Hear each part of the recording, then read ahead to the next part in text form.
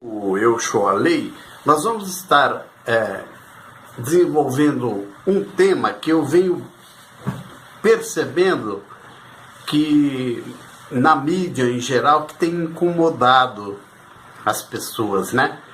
Então o Eu Show a Lei ele vai entrar agora de uma forma incisiva em relação à religião conhecida como Testemunhas de Jeová. Aquela que você já conhece, que estão geralmente nos fins de semana, logo de manhã, batendo a sua porta. E o que nós vamos estar observando aqui? Nós não vamos nos envolver em questões doutrinárias. Muito embora eu tenha bom conhecimento bíblico e conheço questões doutrinárias, eu não me proponho a isso nesse site. Aqui eu vou estar me propondo a ver os aspectos legais. E o que eu tenho percebido que incomodam muito as pessoas em relação a essa denominação religiosa tem sido a questão da desassociação, né? Que é uma espécie de quando um membro é banido, que eles tiram do seio da organização deles por estar tendo algum comportamento que, no entender deles, eles avaliam como inadequado. E isso, nem a lei em si, ela se intromete, porque os estatutos, desde que não atentem contra a moral e os bons costumes, eles são livres para as organizações relatarem ele como bem entenderem, né? Porque geralmente é um corpo de associados, de diretores, que chegam àquela conclusão e estabelece aquela espécie de regimento interno, ou podemos dizer um regulamento disciplinar. Então nós não vamos estar falando a respeito disso, mas sim no tema que tem incomodado muito a questão da desassociação, porque normalmente quando um membro é desassociado, o que equivale no termo mais popular a uma expulsão, ele é expulso do seio das Testemunhas de Jeová. Obviamente isso gera uma circunstância que aí sim nós poderíamos estar adentrando no corpo jurídico, porque eles não permitem, quando um membro é expulso ou desassociado, na forma de dizer deles, que esse membro se comunique com os que permanecerem na organização. E isso pouco importa se são parentes, se é pai, filhos, se são irmãos. Eles, nesse caso familiar, eles estimulam a ter o mínimo de conversação, a não ser a necessária para as questões familiares. Então isso tem gerado um aspecto em que a gente pode examinar se não estaria havendo um tratamento preconceituoso em relação às pessoas que são desassociadas. E isso é um tema que nós temos um amplo campo para desenvolver. A priori, assim, examinando sem muita análise, a priori eu já entendo sim que cabe a discussão em relação à questão preconceito, né? Religioso ou por raça, ou etnia, o que quer que seja que a Constituição abrange. Então, sobre esse aspecto nós vamos estar examinando. Nós vamos também procurar estar examinando sobre outros aspectos legais, e um deles seria a questão também que tem atormentado as pessoas Testemunhas de Jeová, é a questão de abusos sexuais, mais especificamente pedofilia, tá? A pedofilia, nós sabemos, existe em qualquer lugar. Não é prioridade de organizações religiosas, mas dentro delas tem acontecido de forma muito intensiva. E nós temos visto algumas denominações aí sofrerem processos, né? Mas as que têm estado mais em voga têm sido a Igreja Católica, a Igreja Anglicana e as Testemunhas de Jeová. Quando nós fomos examinar isso daí, para nossa surpresa, as Testemunhas de Jeová em muito maior número, tá? E o que chamou a atenção foi a questão de que, para que configure um abuso sexual relacionado à pedofilia, lá na organização das Testemunhas de Jeová, a vítima teria que apresentar 2 testemunhas, o que é até cômico, né? Eu nunca vi alguém ir ter um relacionamento íntimo e levar 2 pessoas para presenciar, para ser testemunha. Então, eles tornam isso absolutamente impossível. Se uma pessoa acusar um adulto e não tiver essas 2 testemunhas e o adulto negar que isso tenha ocorrido, então a pessoa ainda fica em pior situação, a criança, porque é considerada que caluniou a outra pessoa, tá ok? Já que calúnia é a acusação de um crime que sabe o outro inocente, então eles consideram assim. Agora, aí é que entra a questão jurídica legal, tá? Porque tem situações de crimes que o Estado pode outorgar ao particular ele tomar a iniciativa.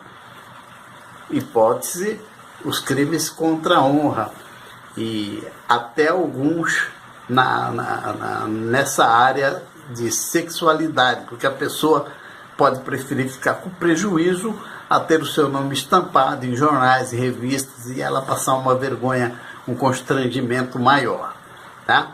Mas fora isso, quando a pessoa dá a representação para o Estado, pronto, o Estado passa a ser titular.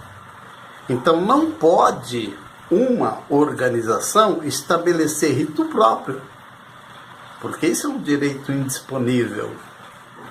É o Estado que tem o controle desse direito. Estão entendendo? Então, quando eles estabelecem essa regra, obviamente, eles estão favorecendo para que os praticantes dessa modalidade de abuso, pedofilia, se concentrem naquele lugar. Há pessoas até que consideram na religião Testemunhas de Jeová que é um paraíso para os pedófilos. E como nós temos visto na internet, eu achei muito surpreendente, porque só na Austrália são 1.006 casos relatados que o governo agora está apurando e que estava tudo em segredo lá dentro. Entendeu? Então é sobre esses aspectos legais, principalmente o preconceito que gera em função da desassociação e as questões de crimes que não teria uma organização o poder de decidir se houve ou não o crime e expulsar ou não a pessoa de lá, nunca dando ela para as instâncias penais, tá? Então isso daí é um absurdo, isso nós vamos estar questionando e vamos marcar uma data para fazer isso ao vivo, com a participação de todos que se interessarem. Vocês podem ir se inscrevendo, tá ok? Agora, sobre a organização em si, eu já tenho um material probatório bastante extenso em que seria possível se acionar o Ministério Público para extinguir essa associação no Brasil. Agora, o material que eu tenho disponível e aonde eles estão incorrendo em falha gritante, eu não vou revelar aqui, até para que eles não se movimentem no sentido de eliminar isso daí. A organização Torre de Vigia, como é sabido, ela tem um corpo governante de 8 cidadãos que decidem tudo que acontece lá, e esses 8 cidadãos eles têm uns 200 assessores, entre os quais talvez em torno de 3 ou 4 organizações de advogados. Então talvez eles tenham 50 ou mais advogados que na verdade orientam eles como proceder aqui, acolá. Na verdade orientam eles a como se furtar a lei, como fugir da lei. Então é isso que nós já temos um grande material aí probatório, nós não vamos revelar no sentido que se trata, até mesmo para que eles não venham a fechar as portas, porque eles vasculham pela internet, através de escritórios, através de outras pessoas, e tudo que eles sabem que alguém está conseguindo provar alguma coisa contra a organização, eles vão e minimizam aquela situação. E no Brasil, principalmente, é uma situação muito difícil, porque nós vivemos num país primeiramente laico. Não sei se vocês sabem o que é país laico, mas é país que não tem religião oficial. Aqui todo e qualquer credo é permitido. Existem algumas denominações, e nós temos bastante denúncia a respeito, que têm praticados abusos diversos em relação às pessoas. E isso a gente não vai ventilar assim de momento, até mesmo para que não haja uma movimentação, como eu disse, para se perpetrar, para se preparar defesas. Mas nós vamos estar conversando, eventualmente colhendo de vocês pareceres, ideias, denúncias, tá? Sempre tendo em mente uma situação. Primeiro, o judiciário, ele não examina questões doutrinárias. Então, se você saiu da Testemunha de Jeová ou de qualquer outra denominação por questões doutrinárias, porque você acha isso ou aquilo certo, os juízes não são versados em matéria bíblica, não são teólogos. Entendeu? Então, essas questões, eles não se envolvem, desde que as regras não atentem contra a moral e os bons costumes. Então eles não se envolvem, eles não julgam isso questões doutrinárias. Ainda que a pessoa tenha sido doutrinariamente enganada, os juízes não examinam essa hipótese. Os juízes examinam tudo concernente à lei. O Ministério Público, que é o defensor da sociedade, ele acusa, ele perpetra suas ações baseado em violações na lei. E quando a gente fala das questões de preconceito, está na lei, não pode. Não pode.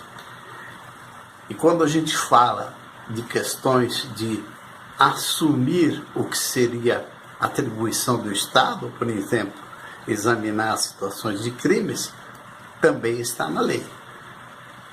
Então, por isso, eles podem ser julgados e punidos penalmente.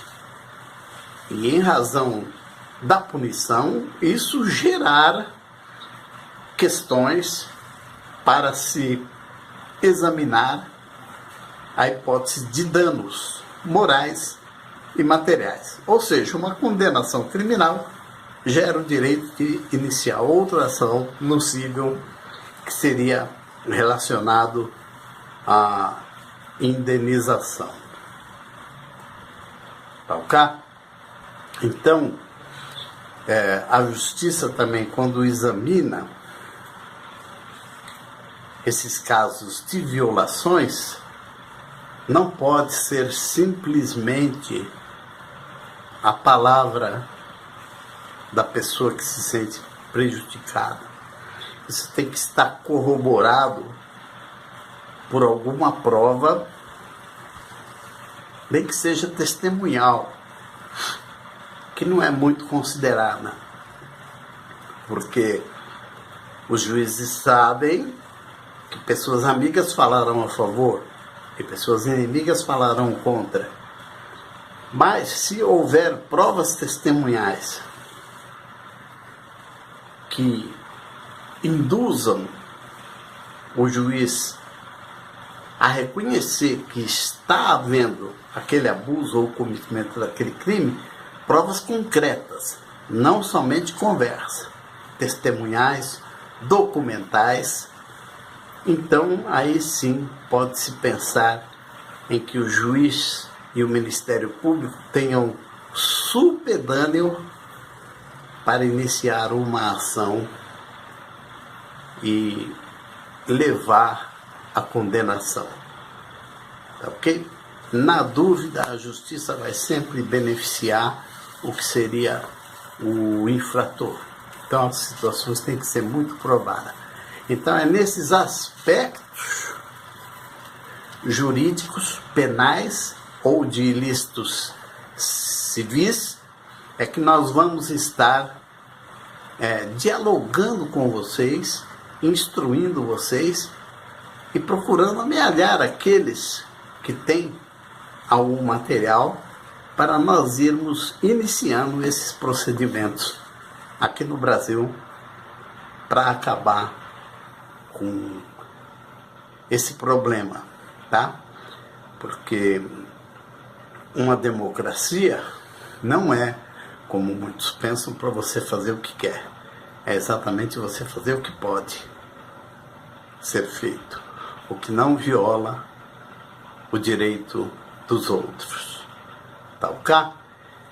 Então eu vou estar entrando com outros vídeos, com outros comentários. Eventualmente vamos marcar um dia aí, estar entrando ao vivo, mas depende de vocês estarem dando um ok aí e entrando em contato com a gente. Tá ok? As questões doutrinárias, como eu disse para vocês, que o judiciário não examina, não se envolve nisso, tá? Mesmo porque ele não tem conhecimento para isso, ele tem conhecimento de leis, né? Essas questões nós temos aqui na internet eu tenho visto diversos dissidentes, alguns dissidentes, outros nunca chegaram a ser nem testemunha de Jeová ou pertencente a alguma outra denominação, mas que eles são estudiosos. Mas especificamente sobre as testemunhas de Jeová, aqui no YouTube, a gente tem visto pessoas boas conhecedoras nas questões, nas questiúnculas, vamos dizer assim, doutrinárias, né? Tem algumas doutrinárias impostas pelas testemunhas de Jeová que salta aos olhos o absurdo. Uma criança percebe. Tem outras que são mais disfarçadamente.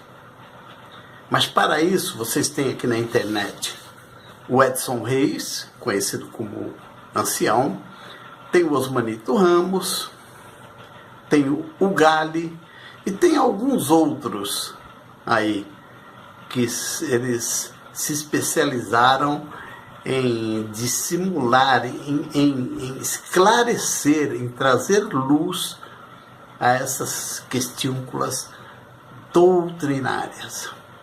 Só que isso não é motivo para gerar processo algum, a não ser que atente contra os bons costumes. Tá ok? Então eu fico aguardando aí uma próxima oportunidade, né? Vamos ver os retornos, os comentários que vocês colocam aí nós vamos estar marcando um dia e entrando no ar ao vivo para que nós possamos iniciar um procedimento de preparação que vai levar tempo, mas o resultado pode ser benéfico. E no Brasil, nós temos uma boa possibilidade, porque vocês sabem que no Brasil os políticos, eles não gostam de mexer com essas coisas, porque nas igrejas evangélicas eles têm eleitores. É o chamado curral eleitoral, né? Então eles se preocupam, eles sabem que tem problemas, tem abusos, e eles se preocupam em não mexer com essa gente para não perder o voto. Aliás, os políticos, eles se preocupam em não mexer com ninguém para não perder o voto, que eles vivem, são eleitos no mandato, mas passam os 4 anos trabalhando para ser eleito no próximo. Então, para isso, eles precisam amealhar eleitores, não é mesmo? E esse caso, na questão das testemunhas de Jeová, nos favorecem bastante, porque os políticos sabem que eles não votam. Então, eles cumprem a obrigação de comparecer lá no dia da eleição, mas eles anulam o voto. Quer dizer que para os políticos, eles não têm utilidade nenhuma, além de saberem que eles não dão esmolas. Se eles tiverem roupas velhas, eles jogam no lixo, mas não dão para uma pessoa que precisa. Eles não doam nada a ninguém, eles não fazem caridade social nenhuma, eles não fazem nada. Quando fazem, é entre eles.